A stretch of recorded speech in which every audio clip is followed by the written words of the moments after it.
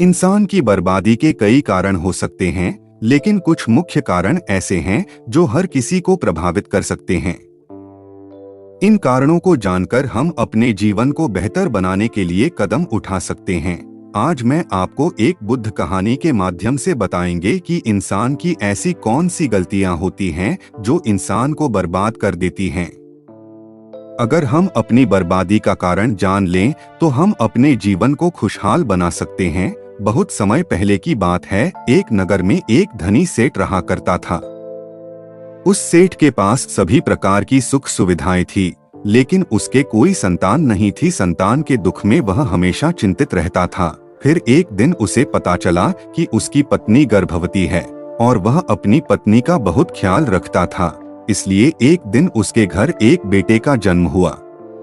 पुत्र जन्म से सेठ बहुत खुश हुआ, कोई कसर नहीं छोड़ी। उसका बेटा देखते ही देखते बड़ा हो गया।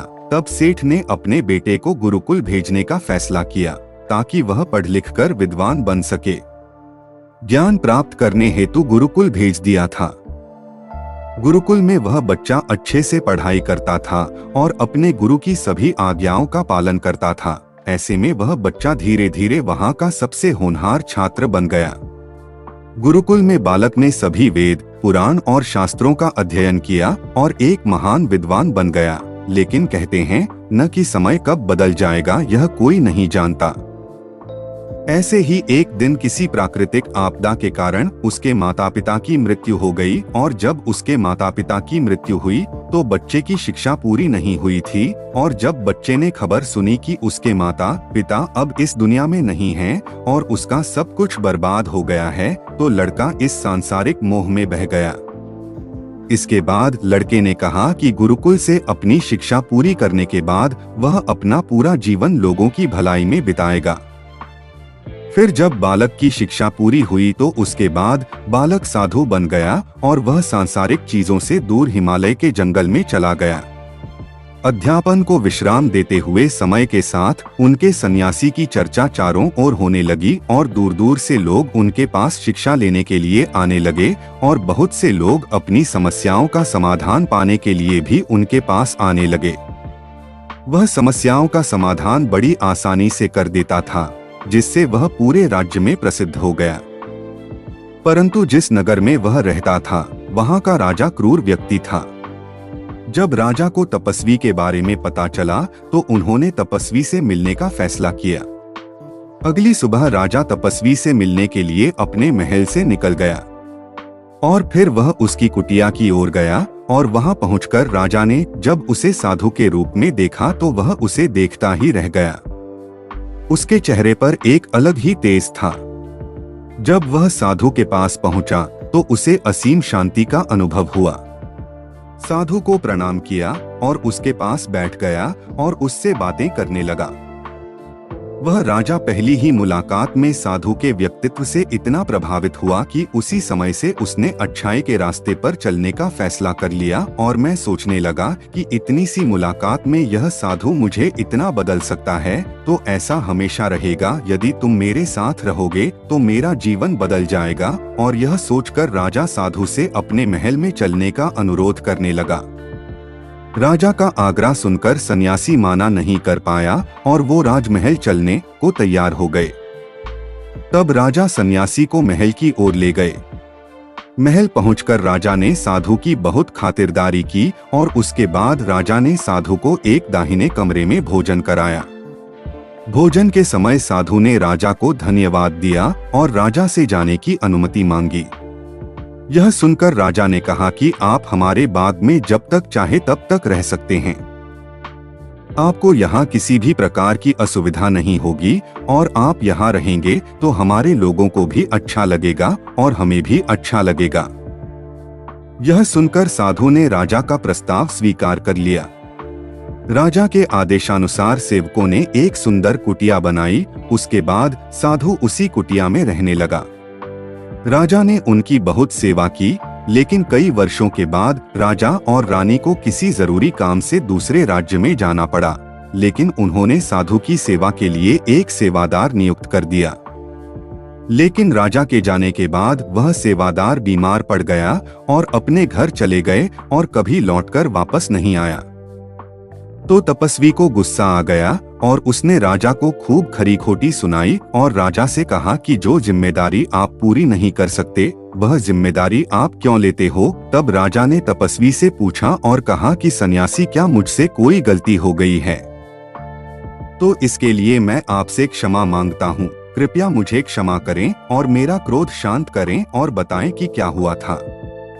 यह सुनकर साधु ने उससे कहा कि तुम्हारे जाने के बाद मुझे यहाँ किसी ने भोजन नहीं दिया और मुझे कई दिनों तक कष्ट सहना पड़ेगा।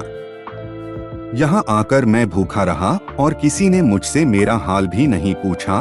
यह सुनकर राजा ने तपस्वी से माफी मांगी और कहा कि आज के बाद ऐसी गलती नहीं होगी। फिर कुछ देर बाद मामला शांत हुआ। जब राजा और तपस्वी के बीच बातचीत चल रही थी, रानी भी छुपकर सुन रही थी यह सारी बातचीत।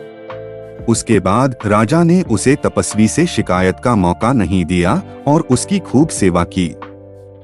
लेकिन कुछ दिनों के बाद राजा को किसी जरूरी काम से अपने राज्य से बाहर जाना पड़ा। लेकिन इस बार राजा ने राज्य से बाहर जाने से पहले अपनी रानी से कहा कि जब तक मैं न आऊं तब तक तुम स्वयं ही उस तपस्वी की देखभाल करोगी। यह सुनकर रानी बोली, हाँ महाराज, आप अवश्य जाइए, मैं सन्यासी महाराज की अच्छी देखभाल करूंगी। बाद में रानी प्रतिदिन भोजन बनाकर सन्यासी महाराज के पास भेजती थी। लेकिन एक दिन रानी स्नान करने चली गई और साधु को भोजन देना भूल गई। भोजन क्यों नहीं आया? इसके बाद साधु ने सोचा कि वह स्वयं महल में जाकर देखेगा कि अब तक भोजन क्यों नहीं आया, और फिर वह महल में पहुंच गया।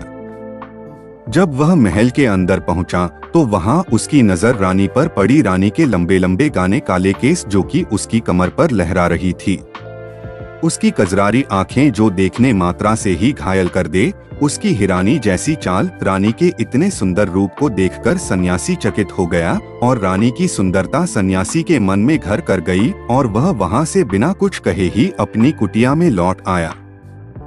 सन्यासी रानी के रूप की सुंदरता को भुला ना सका और वह खाना पीना छोड़कर अपनी कुटिया में पड़ा रहा। उसने कई दिनों तक कुछ भी नहीं खाया, जिस वजह से वह बहुत कमजोर हो गया। फिर कुछ समय बाद राजा वापस लौटे और जब उसे सन्यासी की हालत का पता चला तो वह सीधे सन्यासी के पास पहुंच गए और बोले कि ही भगवान, क्या बात है, आपको क्या हो गया और आप इतने कमजोर कैसे हो गए?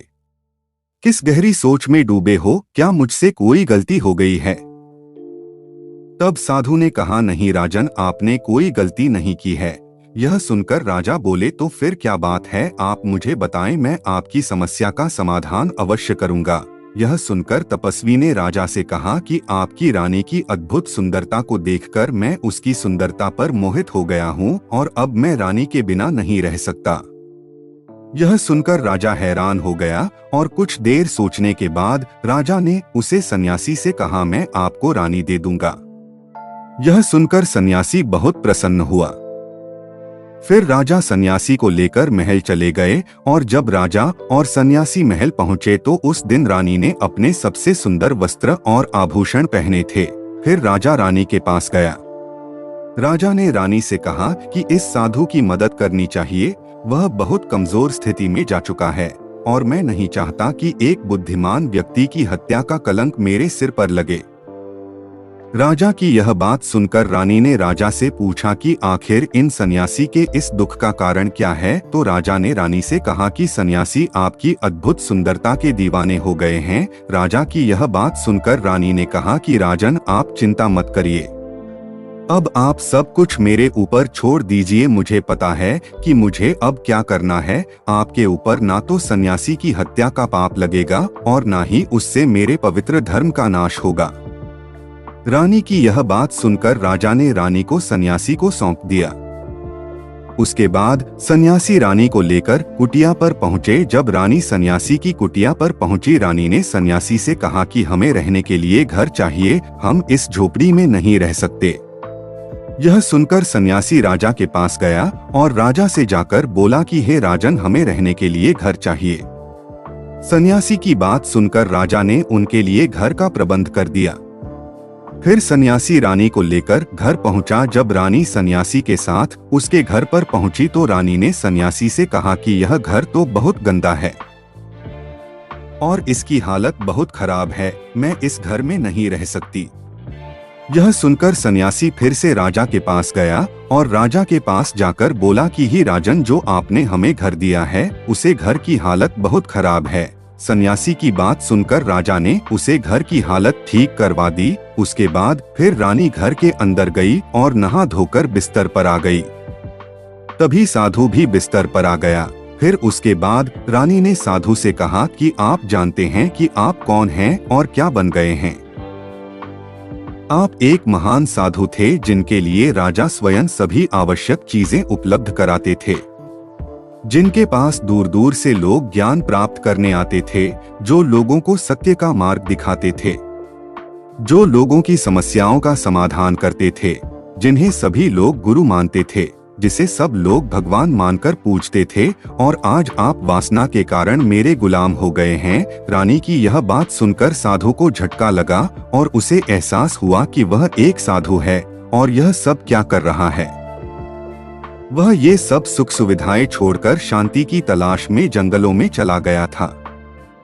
जोर जोर से रोने लगा और चिल्लाने लगा और रानी से कहने लगा कि मुझे क्षमा कीजिए महारानी, मैं यह क्या करने जा रहा था, मैं अभी आपको राजा को सौंप कर आता हूँ। सन्यासी की बात सुनकर रानी ने सन्यासी से प्रश्न किया कि साधु महाराज, मेरे मन में एक प्रश्न उठ रहा है, कृपया मेरे प्रश्न का उत्तर दीजिए। रानी की बात सुनकर सन्यासी ने कहा कि पूछो, तुम्हारा क्या प्रश्न है। फिर रानी ने कहा कि जब आपको उस दिन भोजन नहीं मिला तो आप बहुत क्रोधित हो गए। तब मैंने आपके ये रूप पहली बार देखा था और तभी से मैं आपके व्यवहार में परिवर्तन महसूस कर रही थी। ऐसा क्यों हुआ साधु महाराज, आखिर आपको इतना क्रोध क्यों आया।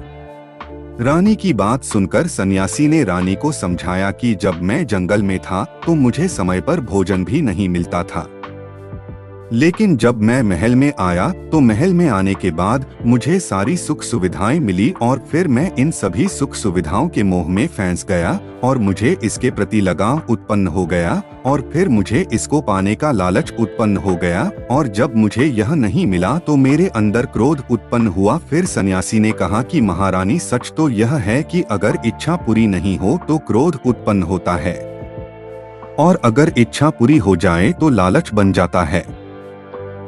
फिर सन्यासी ने रानी से कहा, यह इच्छा की पूर्ति ही मुझे वासना के द्वार तक लेकर आई है और मैं आपके प्रति आकर्षित हो गया। इसके बाद वो सन्यासी रानी को लेकर राजा के पास गया और बोला कि राजन, मुझे क्षमा कर दीजिए, मुझे अपनी गलती का एहसास हो गया है। यह लो आपकी रानी, मुझे यह सब नहीं चाहिए। मैं अपनी इच्छा के वशीभूत होकर यह गलत कार्य करने जा रहा था और अपने जीवन को बर्बाद कर रहा था, लेकिन अब मुझे सब कुछ समझ आ गया है। उसके बाद उसे सन्यासी ने कहा कि हे राजन, मनुष्य की बर्बादी का कारण उसकी 4 आदतें बनती है और दुनिया की हर एक व्यक्ति के अंदर यह 4 अवगुण होते हैं, लेकिन जो व्यक्ति इन पर नियंत्रण का लेता है वह दुख और परेशानियों से बच जाता है। वहीं जो व्यक्ति इन चारों दोषों पर नियंत्रण नहीं कर पाता है वो बर्बाद होने के कगार पर पहुंच जाता है।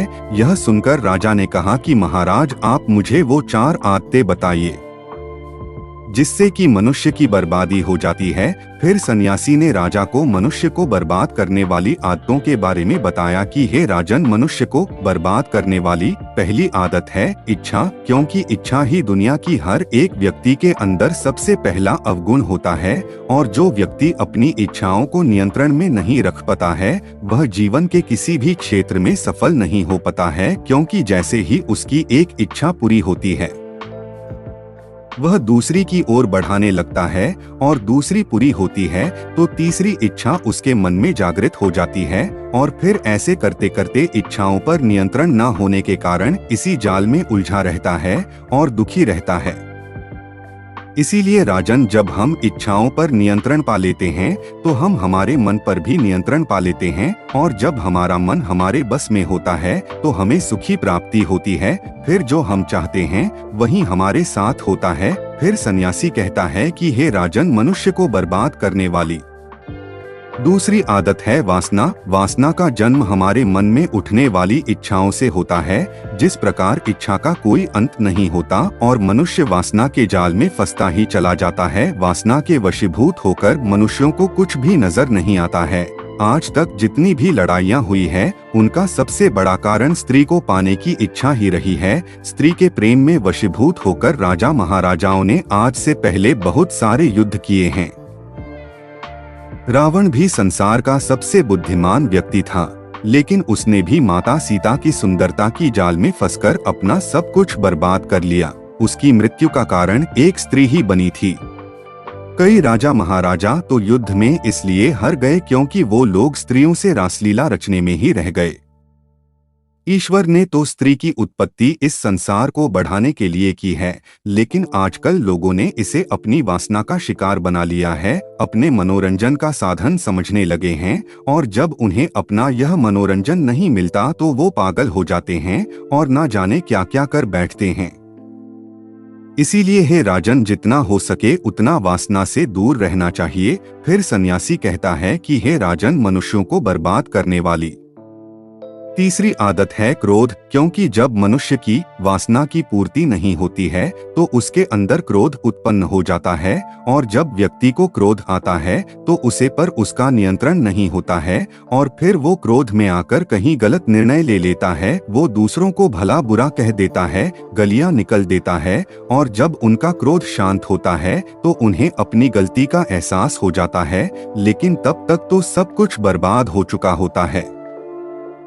क्रोध के कारण मनुष्य के कई बने बनाए काम भी बिगड़ जाते हैं। जब मनुष्य के भीतर क्रोध उत्पन्न होता है तो वो अंदर से बहुत कमजोर हो जाता है, और एक कमजोर मनुष्य कुछ भी नहीं कर सकता है, उसे कभी भी सफलता हासिल नहीं हो सकती।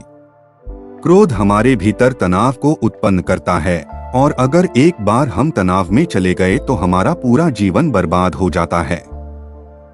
फिर सन्यासी कहता है कि हे राजन, मनुष्य को बर्बाद करने वाली चौथी आदत है लालच। हे राजन, लालच का फल सदैव बुरा होता है। लालच में पड़कर हम बहुत से लोगों का बुरा कर देते हैं। हर मनुष्य के जीवन में कभी ना कभी ऐसे लालच अवश्य आते हैं जब वह लालच कर बैठता है, और अधिक पाने की लालसा में वह कुछ ऐसा कर बैठता है जिससे जो उसके पास था वह उसे भी गवा देता है। क्योंकि जैसे ही व्यक्ति की एक इच्छा पूरी होती है, उसका लालच बढ़ जाता है और उसके मन में और कई जन्म लेने लगती है। जो व्यक्ति लालच करता है वह कामयाबी से कोसों दूर रहता है, क्योंकि एक ना एक दिन लालच का दुश्मन सामने आता ही है। अगर हम समय रहते ही लालच को त्याग दें और उसकी जाल में ना फंसे तो हम एक सफल व्यक्ति अवश्य बन सकते हैं।